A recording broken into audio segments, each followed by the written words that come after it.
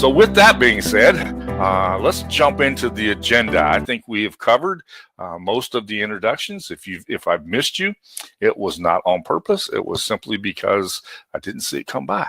Okay, so as we get started, Gloria just reminded everybody in the chat that we want to make sure, there's Apple from Seattle, Washington, and we want to make sure that in order for Gloria and I to identify a question, you have to precede the question. Instead of ending it with a question mark, proceed it either with 3 Q's or 3 question marks. That way it's easy for us to identify.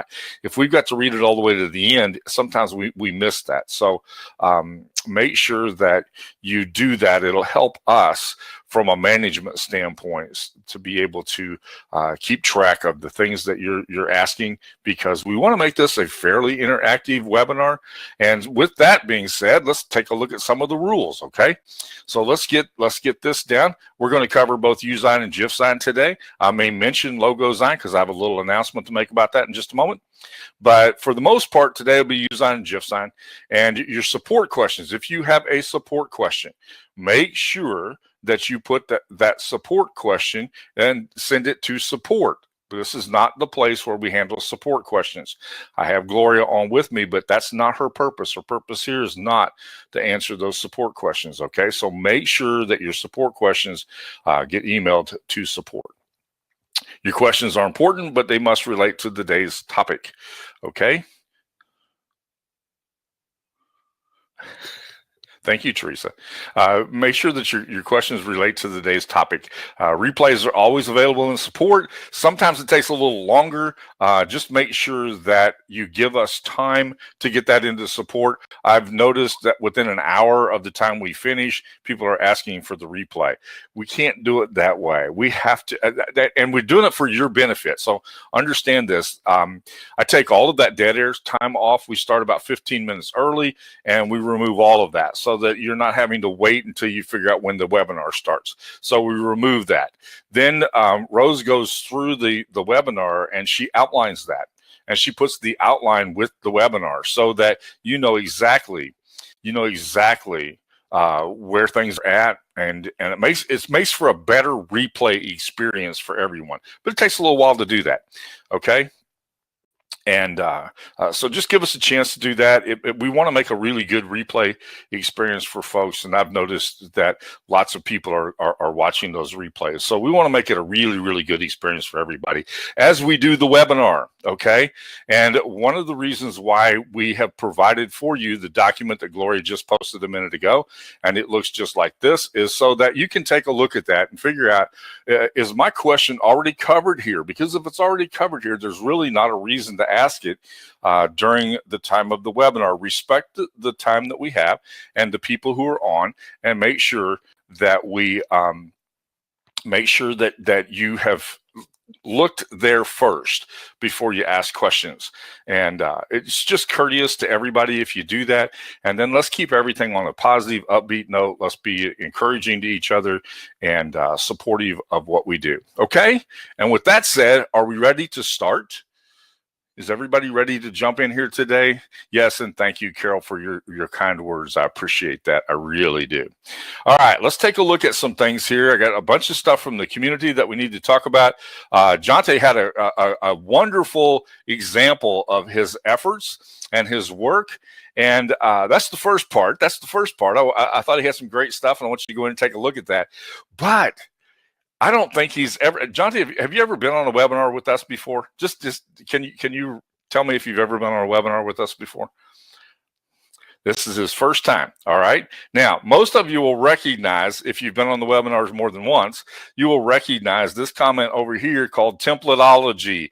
And Jonte gave the exact same advice that I give you all the time. Open up some templates, take a look at the things, take it apart, move things around, figure out how did that get a shadow behind it? How did that get shaded? Why is that? How did they make that 3D lettering? How did they layer those pieces together in order to make that work?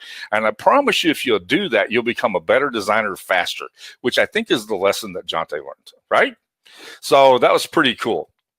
And yes, there's a bunch of really cool looking flyers in here. So you want to take a look at those flyers and see the work that he did, because I always like to give a little shout out to people who do a great job, and that was a great job. And then without even knowing it, he quotes me.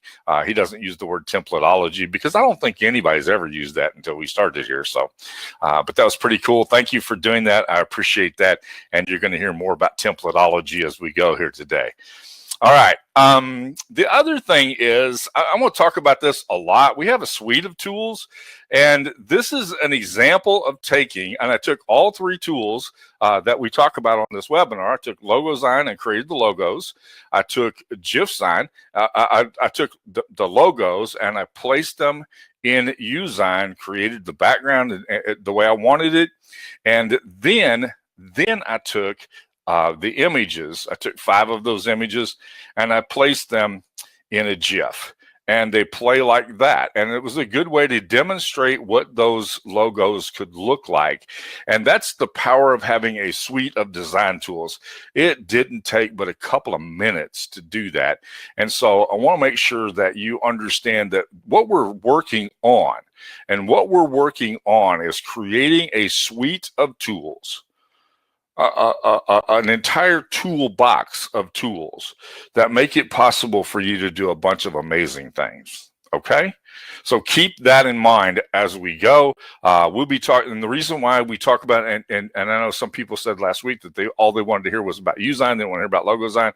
Well, it's part of the suite of tools, and so as we develop that suite of tools, we'll continue to give you training on all of those platforms, because it is a suite of tools that make life a lot easier for you.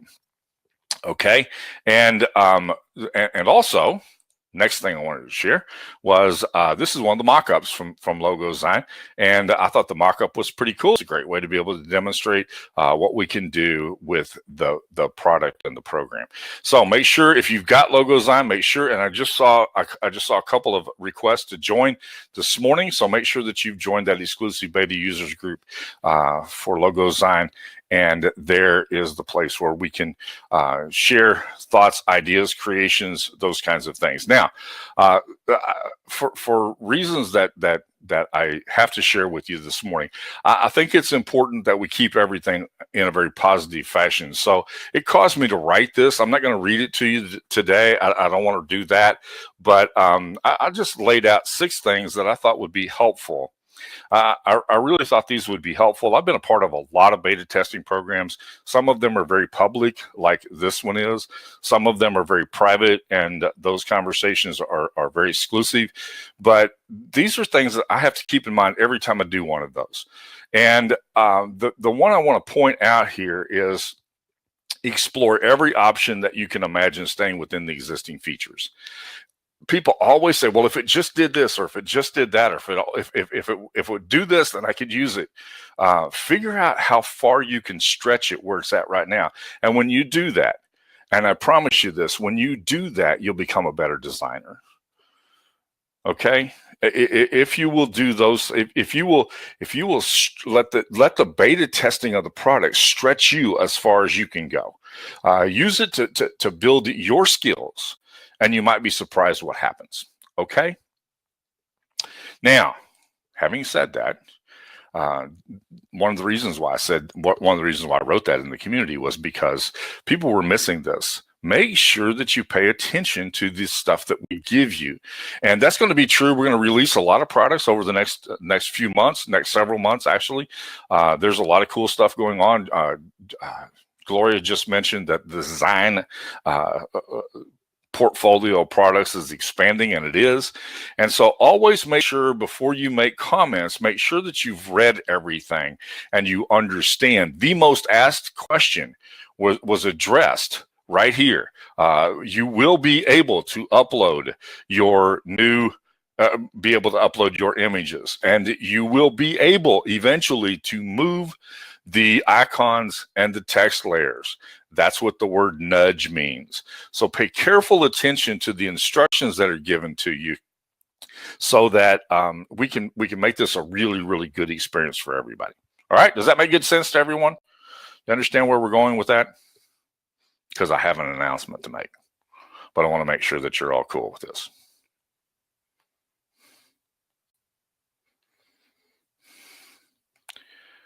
All right, let me share with you the news. There's a new version, a new push out of Logo Design took place today. Happened just a few minutes ago. As a matter of fact, I was able to grab it just before I went live. And so I have that. I'll be playing with that, but I want to show you something here. Take a careful look at, again, this is, don't just push the download button and move on. Make sure that you read the stuff that's there. Right now, because there is an API pulling in the information from the Noun project, or pulling in the resources from the Noun project, there's an issue with that API right now. In the process of making this upgrade, there was an issue with the API, and so currently the icons are not available, but they should be back very, very soon. I just spoke to the team just before we went live, and they should be back soon. And I don't think you'll have to do a thing. I don't think you have to upload anything. I think that's just a backdoor API issue, and it will fix itself, is what I'm trying to tell you. If there's anything different, we'll let you know. But take a look at the new stuff that's here. You'll be able to turn the symbols on or off. That's kind of a cool opportunity. You'll be able to have some new export options, which we didn't have before. I was answering a question just before we went live having to do with export options, and people didn't understand that you're not getting that colored background. You're just getting the color of the logo, either white or the color that you created it in. And so, but you'll have some additional export options along those lines, okay? And the next thing is that you'll also be able to use system fonts.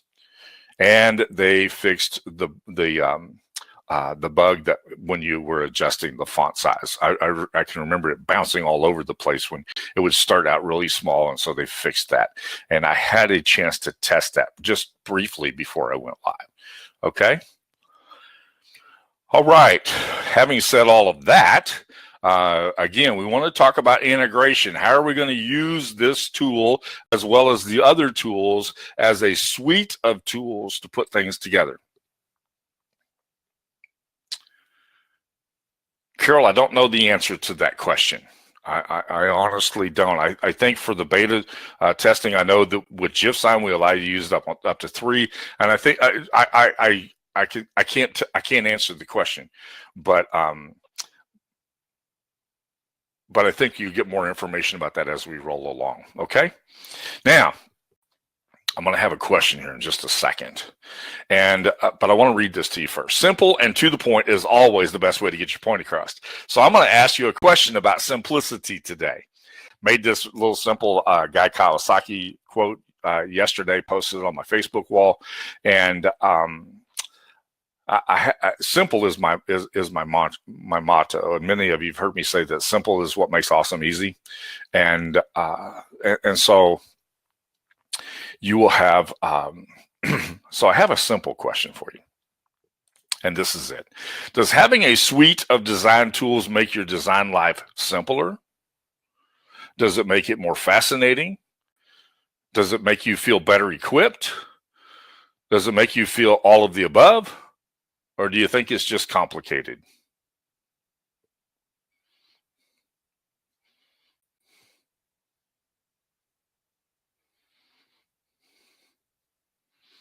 I'm fascinated by the responses here. Nobody thought it was more complicated, which is pretty cool, actually. Ellie, I think that's fun. 1, 2, and 3, which is number 4. That's just cool.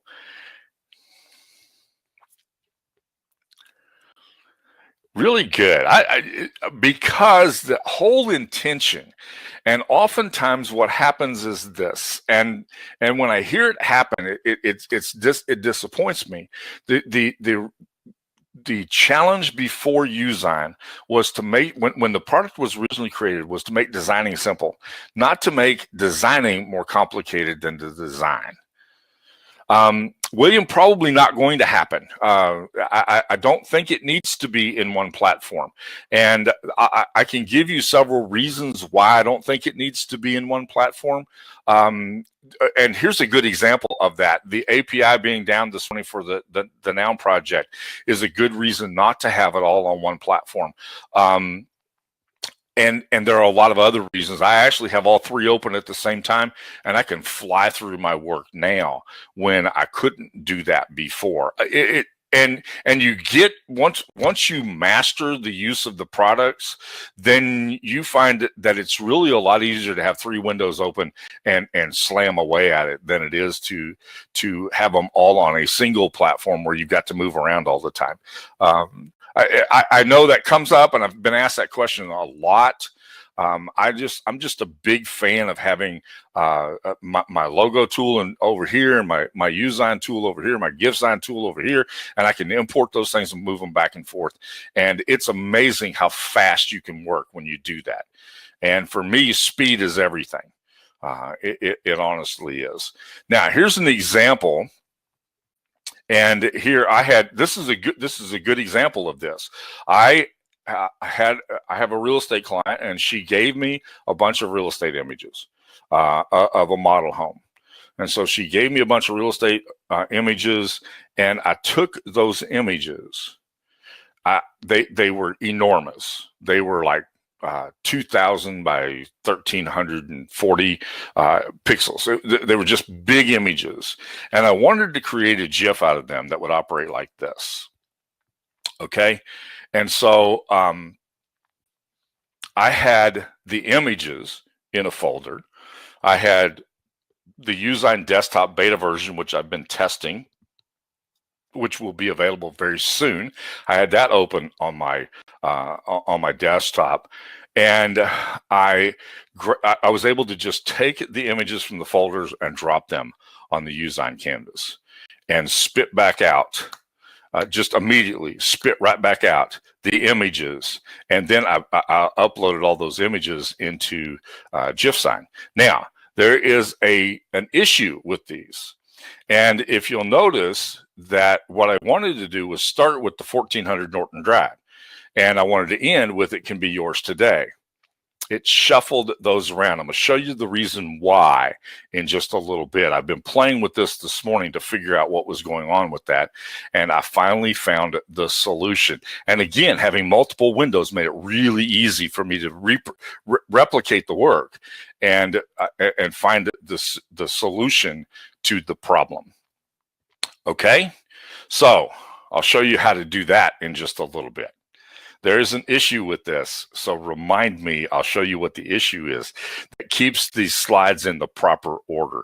That question had come up in the group asking, how do I make sure that the slides are in the proper order? I found the issue, and we're going to fix it, okay? Back to Templateology again. Jonty, there's that comment. Take the templates apart, figure them out. I get asked a lot about 3D lettering. We're going to talk about 3D lettering a little bit in just a little bit as we get to the design canvas. The next thing is having to do with t-shirts, okay? And so with the, I took an image from my logo design, and I brought it into my t-shirt tool. Okay, so I don't use Teespring. I use a different t-shirt tool, but that doesn't make any difference. But I really I wanted to find out, how's it going to handle this image, and what's it going to look like, and how's it going to go. And so I brought this in. I positioned it just like I liked it, and notice down here it had good 240 DPI, that it was an acceptable image on that t-shirt, and so they would go ahead and print the t-shirt. Now, interestingly enough, I can take the slider, and I can't show it here, but I could take the slider in that design company with my t-shirt design company, and I could slide it all the way over to 890, and it would do 890 with my image. Okay, and but the print quality was still good, and I always stop at 240, see if I can make my image work at 240, because I know that there I'm going to have everything I need in order to have a nice crystal clear looking t-shirt. Okay, Thank you, I appreciate that. I really do. Yeah, Gene says he's been using. Gene has used it a lot. So yes, I should probably get rights to that. No, I'm just kidding. All right. Another thing that comes up frequently is I wish we had the ability to be able to do collages because so-and-so competitor can do collages. Well, collages are pretty easy. Seriously, they're pretty easy. I created this collage in a couple of minutes. I'm gonna show you how I did that on the platform. I love having complete control over the design canvas. I really do. And I actually used this particular collage for a Facebook ad that I had created. And I got really, really good attention for this. This was about a product I had on Focus. And so I really love to be able to create the collages. And I do them simply and I do them quickly inside of Usign. And I agree, Ellie, having control is the best. Rather than having a pre-designed preset template that I drag and drop images into, and then I have limited flexibility with that image, I have complete flexibility with the design canvas at Usign, and it doesn't take that long to do it. Okay.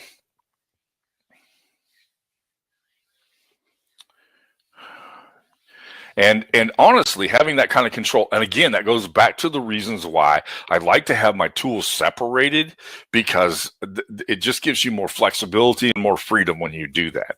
And we'll talk about that a lot in the days and weeks and months to come, because that's an important issue.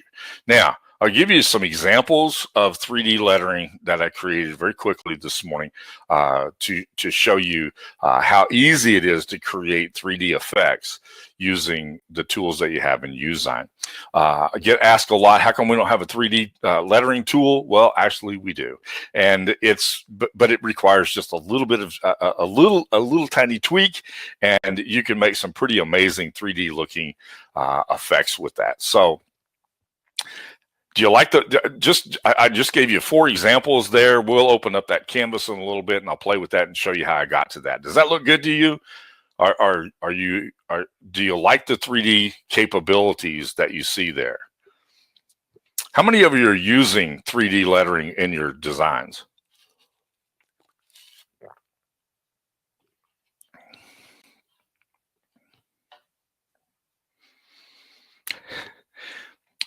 But I will. I like that.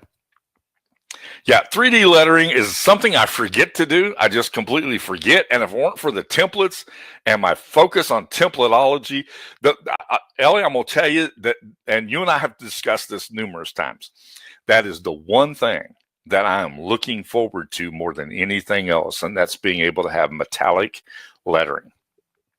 And apparently that becomes a bigger issue. It's more complicated to do than we think. Okay. But keeping that in mind, it's still, I'm being hopeful for it because I would love to be able to use metallic as well. As a matter of fact, metallic as the layer in this 3D would just be awesome. Oh well. I digress. Then this week, I desperately needed some icons, and I went through. I love the new icons in the vector tool that we have. I just love those. Yeah, I didn't have that as an official poll. It was just kind of a throw that out there and see what people think. And that was pretty cool. But I needed some icons, and I needed them in a particular color because of something that I was because of a project that I was working on. And so I opened up the icon vector images, and I found all kinds of really cool icons. I'm going to show you a really cool trick for making this go as rapidly as possible using the replace tool. Okay.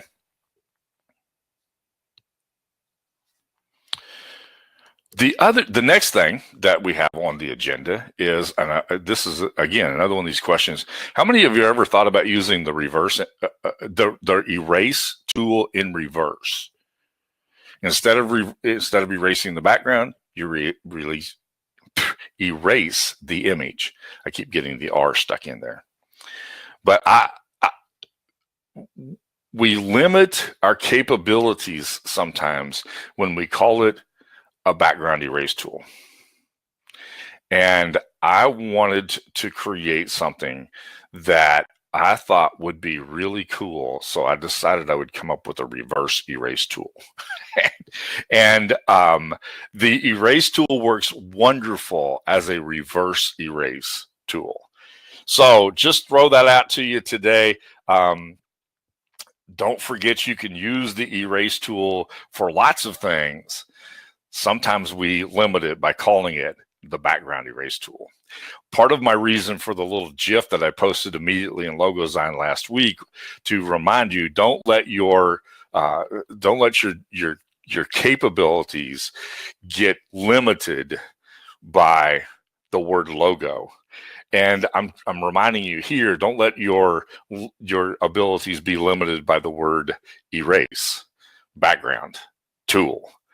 And instead just call it an erase tool, because there's some pretty cool things that you can do with it when you do that. Okay? Yes, Gloria, I use it to feather edges as well, and it's pretty cool capability to do that. The next thing is, and I want to just talk about this briefly, but this is I show you how to use the group tool, and we talk about the group tool a lot. I want to remind you of something, that when you save a group and then you change the dimensions of that group, the size of the border stays the same, and the size of the distance of the shadow stays the same. And because of that, sometimes it makes your shadows or your borders around your images look really funky. Okay.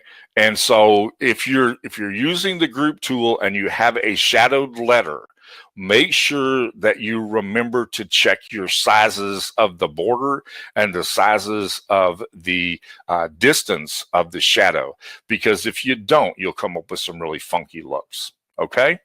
I'll show you an example of a really funky look in a little bit. Are y'all good with that? But just a reminder of that, and I don't know if any of you have noticed that as you've done that. Jonte was talking about shadows and layering and things like that, but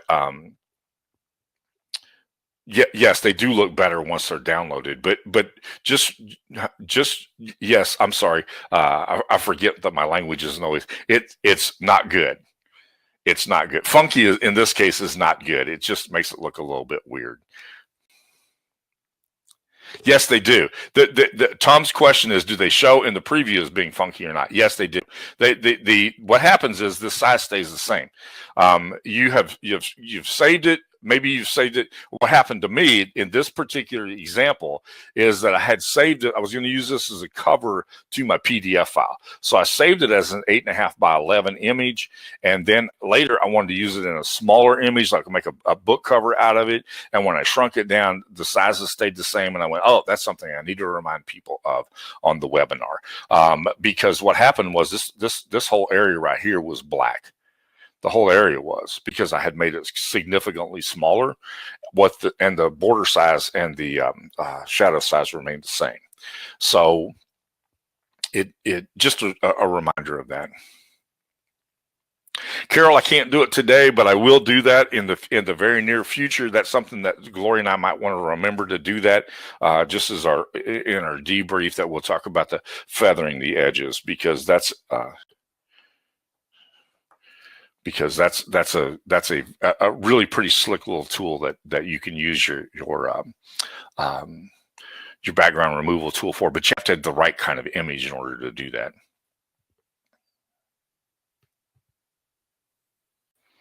Okay, now got a few tips and tricks to show you as we go, and any questions that we have missed as we have gone along. And if so, we'll take care of that. But let's now talk about the GIF design and how to make sure that your images remain in the proper order. Okay, so let me get my screen where it belongs. So give me just a moment.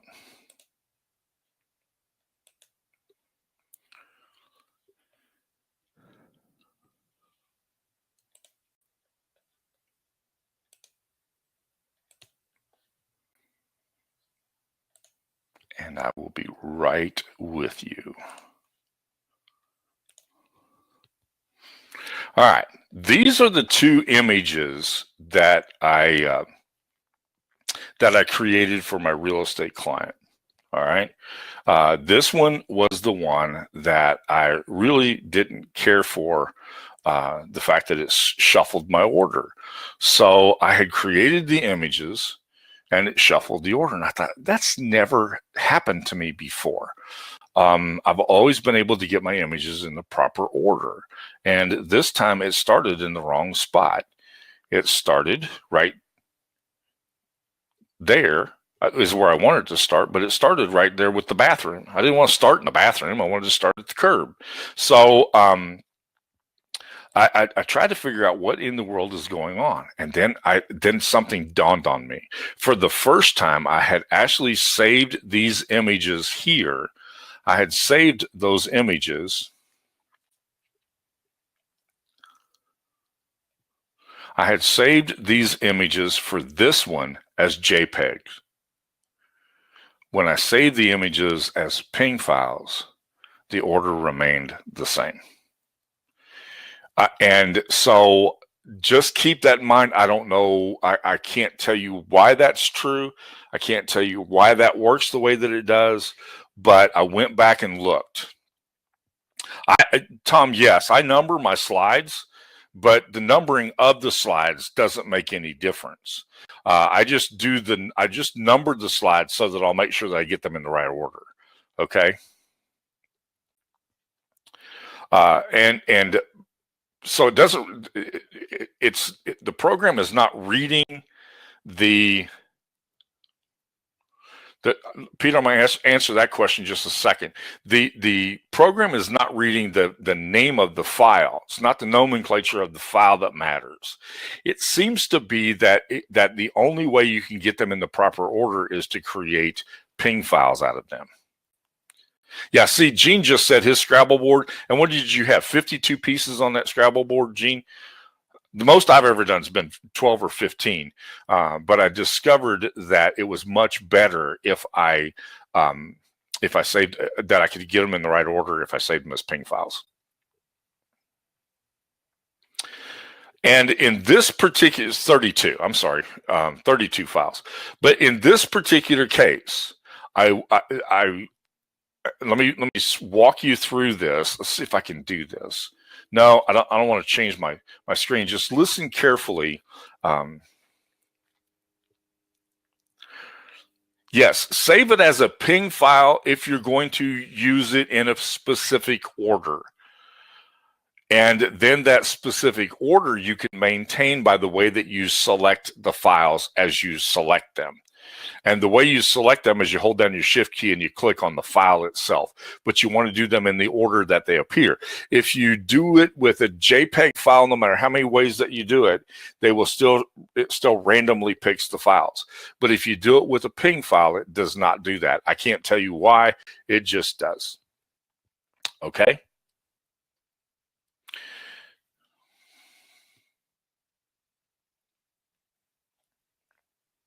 Now, I typically save everything as a PNG file. I just typically do. But for this particular, I was doing this very rapidly this morning. And so the first one that I saved was a GIF file by accident. So I just saved the rest of them that way. And so, and then they shuffled. And I went, that's the problem somebody else was having. And then I went back and I said, okay, I'm gonna figure this out. I didn't put the titles down here. I didn't put I didn't label the pictures when I did this, but I figured when I went to the PNG files, played perfectly. Okay, so just keep that in mind as you're thinking about that. And you'll be able to make sure that your files appear in their proper order. The other thing to keep in mind, when these files came to me, they were enormous. They were great big files. They were 2,000, 2,500 by 13 to 1,800 pixels, which is a big file. So what happens in a GIF is that it pulls the files in, it pulls the slides in order, but your computer's trying to render those files perfectly, and it's not getting a perfect rendition of the file before the next slide comes up. So what I did was I took those files because, and you'll discover this, and we talked about this a time or two with the desktop version. The desktop version allows you to just to grab the file and drop it, grab the file and drop it, grab the file and drop it, instead of having to upload the files like you have to do with the current web version of Usein. And so that's one of the reasons why I like having that as a separate platform. It's, again, one of those amazing capabilities that we have. And by using that, I was able to do those in just minutes. I mean, just minutes. And because it was just minutes, I was able to fly through that. But I had started, and now my canvas is set at 640 by 360, which is the typical video size. And those images are now pulled in, and they're sized that size inside of Usein, and I don't have any issues with them rendering properly. Does all that make sense to you?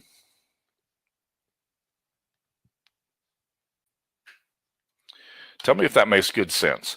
That I was using the Usein platform to size my images so that they properly fit. I used my Usein platform set at 640 by 360, which works perfect in a GIF.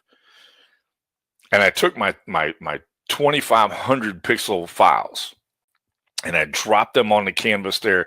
It sized them to 360 by, 640 by 360, and boom, it was done. And then they load very rapidly in the GIF. They play properly. They look right. Everything works as I want it to. And then I can also, you're exactly right, Gene, then I can also save them as a ping file. And again, that's one of those amazing capabilities because I have two separate platforms. I'm able to pull that on one and boom, spit it out on the other one, and away we go. And that's faster than having them on the same platform. It just is. So, okay. Is that clear? I want to make sure we were clear about GIFsign today. But this is a common problem that people have been writing about, saying that my files don't appear in the proper order. Well, I think we figured out the reason why they were not appearing in the proper order. Okay?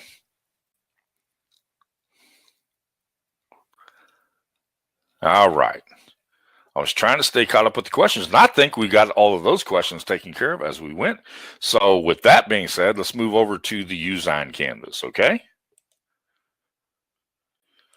Stop sharing that screen for a moment. Now we'll bring up the next platform.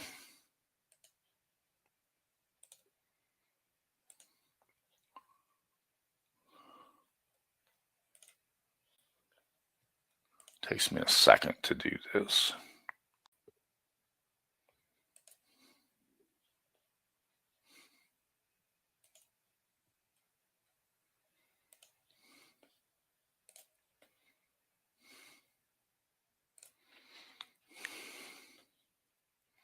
And I wanted you to see this. This is actually the old page. How did the old page get up there? Oh, I know how. I have two. This is the page beta 2.2, and here's the information I gave you earlier. So make sure you read this before you do the download. Okay. Now for me, the download was really, really easy. It downloaded and asked me if I wanted to replace the existing file, which I did. So the new file the new version has the ability to give you some different kind of export options, which you'll find really interesting. Okay. Is that clear yet? I hope that's clear.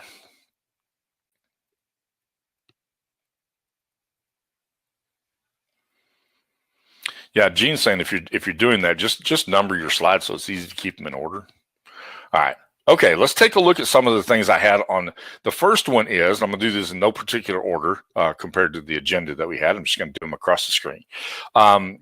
The first one is I needed to have some blue colored icons for a site that I was building for a client. So what I did was I wanted them to be 400 by 400. That makes them big enough I can size them properly on my platform. They ended up coming out 72 by 72, but I wanted to have the universal application of these once they were done, so I only have to do them once. So I made them 400 by 400. When you pull in a 400 by 400, you'll notice that it's smaller than the size of the 400 by 400 canvas. So I simply took that and brought them out here so that they were the right size. Then I needed them to be blue. So what I did to make them blue was I took my color tool, went this color right here, and then I saved it. Okay, saved it as a ping file so that I would have a transparent background so that they would look proper on my on the website that I was building. Now, instead of having to adjust those every single time, all I did was took my replace tool, clicked on the replace tool, went over here and replaced it. When I changed the color of that one, downloaded it, I went over here to my replace tool and replaced it. It's the right size. My replace tool, replaced it. It was the right size. Now, that saved me a ton of time instead of having to pull that every place. Make sure that you learn how to use that replace tool. That is the slickest thing that you can do. And it will save you a ton. See, I was going to make an icon for every one of these because I needed them for the website that I was building. I thought, my goodness, if I got to resize that every time. Wait a minute, they got the replace tool. So I just used the replace tool.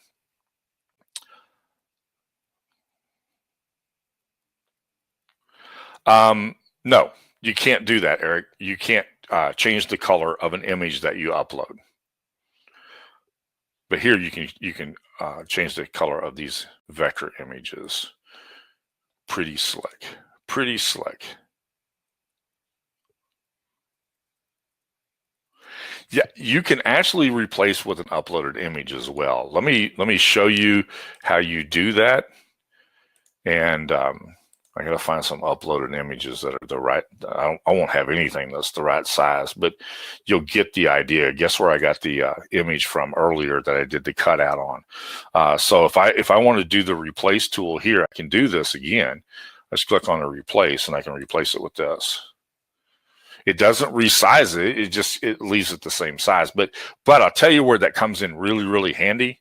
Let's see if we can do this over here. Let me find the right canvas. I'll leave a number of canvases open for this purpose. Let me open up another one and I'll show you, because I think this will help you, especially if you're doing product covers or book covers, something like that.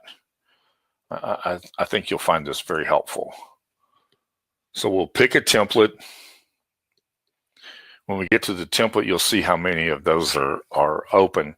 By the way, my internet's a little bit slow today because I've got two computers running and I've got multiple windows open. Just an FYI, if any of you have issues, make sure that you close your Google windows, because that'll give you more speed back. So go down here to your product cover, and we'll pick a product cover. And if we don't get to the 3D images, we'll do that at another time. Okay, there's a possibility we won't get to that today. Just looking at my time here, there's a chance that we might not do that. So if I want to change this background cover right here, I can do exactly the same thing. Go over here to my graphics, take my integrations, put something in here that says food. I need to get what image is going the right direction, like this one right here. So I click on my image right here, and boom. Now I have to move that to the background, and you'll notice that the food come up right here. Okay.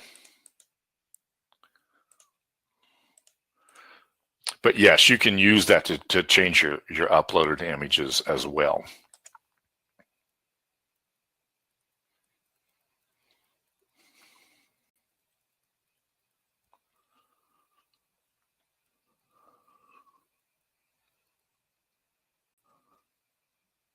Yeah, I could have just set it as a background. That's exactly right. I could have, when that image loaded, as Ellie said here, good point. I could have done this and pulled this in like that, and that's already set it as a background now. So we're good. All right, you can do the set it as a background too. All right, any questions about that? All right, then let's go back over here. We'll take a look at the collages. I want to show you what I did with this collage. All this is if you go over to your vector graphics and you pull this right here, I just made that the size I wanted it to be, okay? So I made that the right size.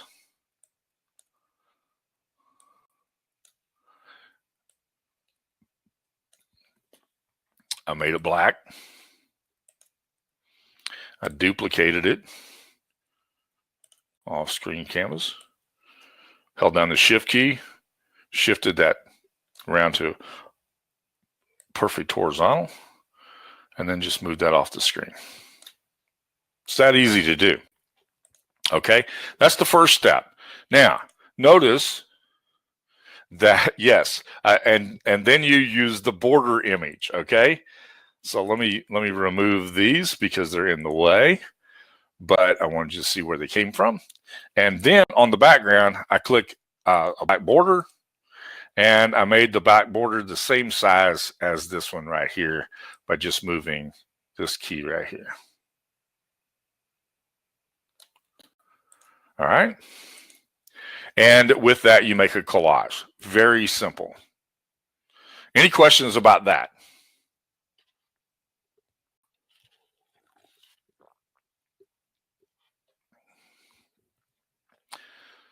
For some reason, this comes up and people say, well, I wish we had one of those collage tools. Well, you just make a collage. Pretty easy. All right. Doesn't take too much to do that. And what I did for this one, and this, like I said, I ran this in a Facebook ad, and take a look at how this looks in a Facebook ad. And I put a little text on here. I can't tell you what the text was, but I put a little text on it, and it converted very, very well. So real easy to do. Went over here to my graphics, and I went to the integration partner, put in the word concentration, and I found these 3 images. Very, very easy to do. Okay.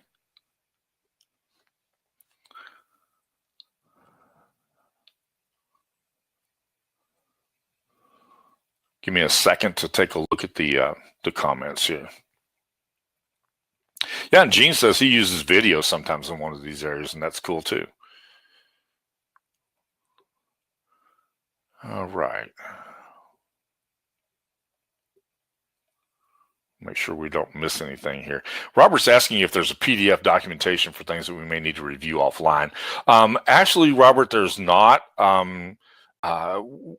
But there is. You can always take a look at the replay section, as Gloria just said. And if there's something that you want to know how to do, Rose does a pretty good job of creating a table of contents for those. She does now. So, okay.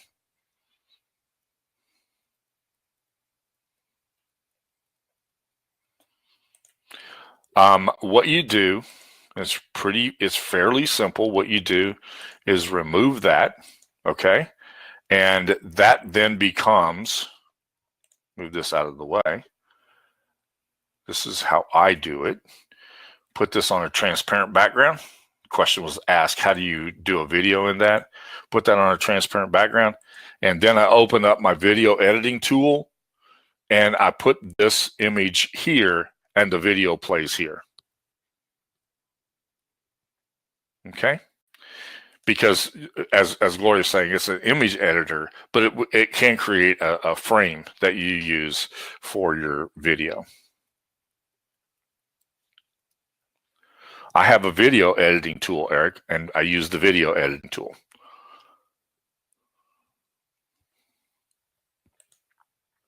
But you do that by creating, and then when you download this, you download it as a PNG file,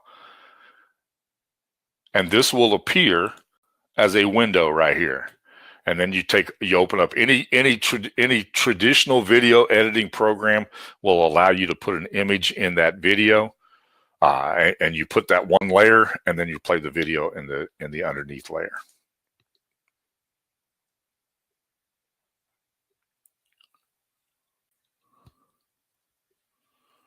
There's lots of them. I use Camtasia. If you have an extra $400 laying around, Camtasia is the best tool to use. There are others. There are lots of others.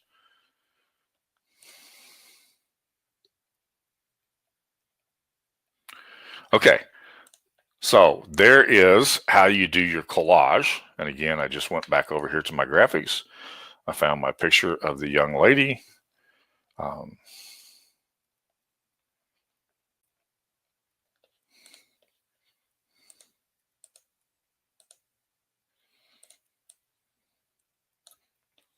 Dropped her in there.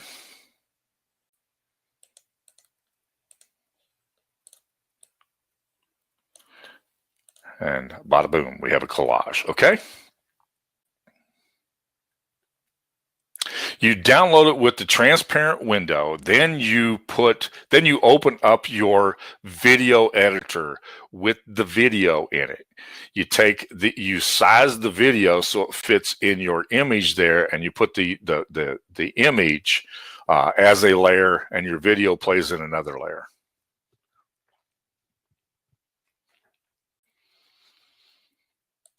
Okay, next thing that I want to do, see, we did that page, we did that one.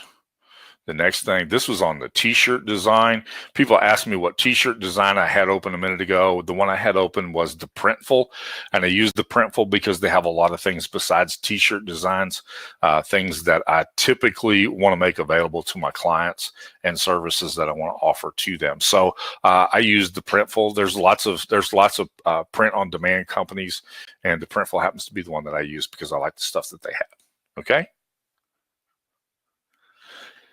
Yeah, it just depends on, Susan, you're right. You may have to crop the video. You may have to make the video fit a size. You may have to play with the images back and forth a little bit, but yeah.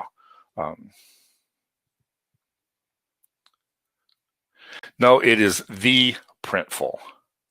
Put a "the" in front of that L, you have it. Okay. All right. Now the 3D images, and we'll be done for the day. The 3D images, I have actually taken this one here, and I doctored this up using a shadow and a border. All right, so it is just a single image that I've actually used the shadow as the 3D. Okay, I did it with the shadow, put it down at the corner, and put the distance out here just a little bit. I can move that way out. I can move it in closer, but it seems to fit the size of the text there and make a good 3D effect at about 13. Okay, so that's one way to do it. I put a black border around the outside of white lettering and was able to create a good looking 3D image there just simply using the shadow. Okay, then on this one, I did the opposite. I took my lettering, duplicated that, and then created this right here where I did a no-fill. So I put a black border around it and I no-filled it. What happens when you do the no-fill is that everything inside of that disappears. Okay. Then I took the white image that I had and I can layer it on top of it like that and give it a 3D effect. Okay, that's another way to do it. There isn't a way to, that's called kerning, Jante, and there's not a way to do that. The only way you can actually put spaces in right now on the platform the way that it is to just leave a blank space in between them. And so there's some lettering that works better than others, but you can create some pretty fascinating effects. This one right here is done the flip side of that. I just took the black lettering and I duplicated it and I just put it over the top of a white lettering like that. Gave a really nice looking 3D effect as well. Sometimes reversing that makes a cooler looking 3D effect. All right. Are y'all with me? All right. And then the last one is I did the no fill up here and this one here. And I added some shadows. A little bit of shadows sometimes helps. This shadow's on the top layer. I'll show you this. This shadow's on the top layer. And being on the top layer gives it a different effect than when you do it on the bottom layer.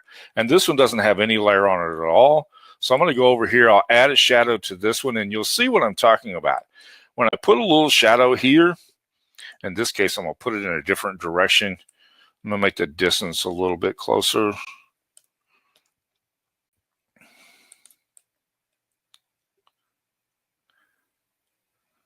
And it gives it a different effect when you do that. See, this is done the same way that this one's done. I just changed the direction. I just changed the layer that had the shadow on it.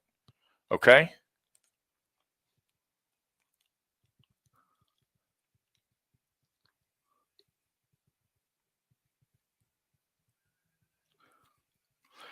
The reason why I did the no fill before the layering, and I've showed you several different ways to do this. The reason why I did the no fill before the lettering is because if I do the no fill, do you see this colored space in here?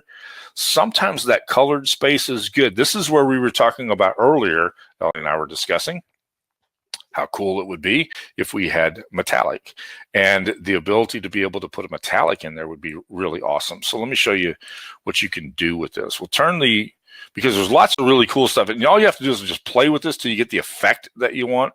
So I'm going to turn these things off. I'm actually going to duplicate this one more time, and I'm going to make this layer on the back side, I'm going to make it black, okay? And then I'm going to make the second layer that I put on here, I'm going to make that layer a yellow like that, okay? That one needs to come to the top.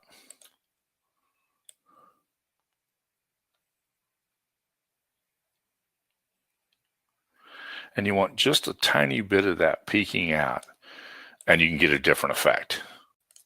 You see that? Now, how cool would it be if the one underneath that side was metallic? That's what as I was doing this to death, I thought this was pretty cool.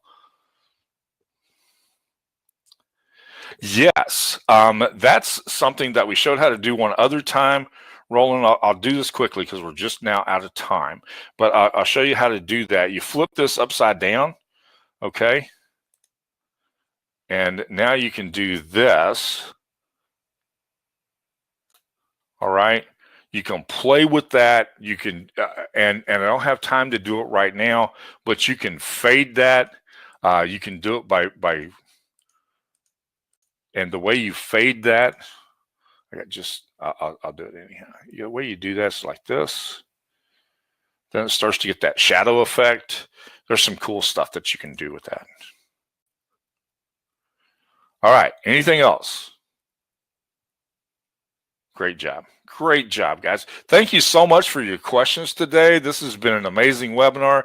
It was good to get back and focus our attention on these various little tricks and tips and tools that we have. But keep in mind, we're building a suite of design tools for you, and it's going to be awesome. It's just going to be awesome. And as you learn how to use those tools, you're going to have an amazing design capabilities. I can promise you that. Okay?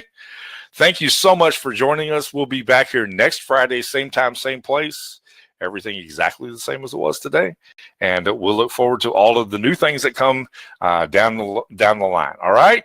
Thank you for joining us today. I appreciate it very much. Have a great weekend.